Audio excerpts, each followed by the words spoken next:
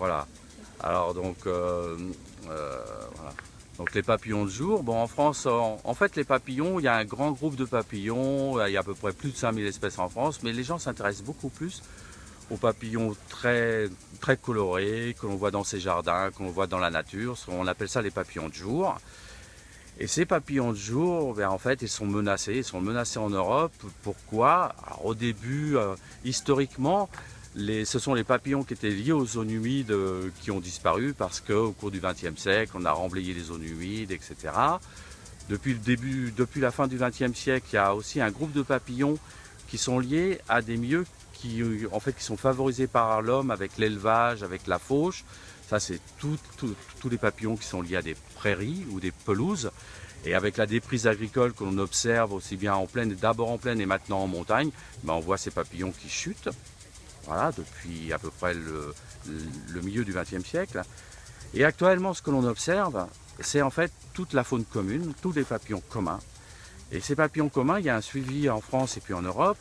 Eh bien, on montre que depuis l'an 2000, à peu près, depuis 2000, on a plus de 50% des effectifs qui chutent en France et puis en Europe. Alors à quoi c'est dû? C'est dû principalement à la pression que l'homme fait sur son territoire et notamment la problématique, nous ce qu'on appelle la problématique de la disponibilité en fleurs. Pourquoi? Parce que, bon, en fait pour un papillon, il y a deux stades très importants. Il y a les chenilles qui vont manger les plantes.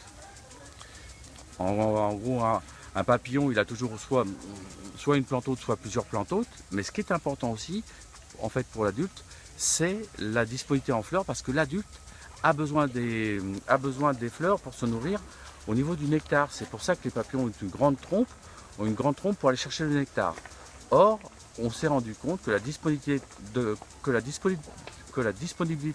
des fleurs en France, elle était de plus en plus moins importante, et ce qui fait que les papillons, en fait, ils déclinent.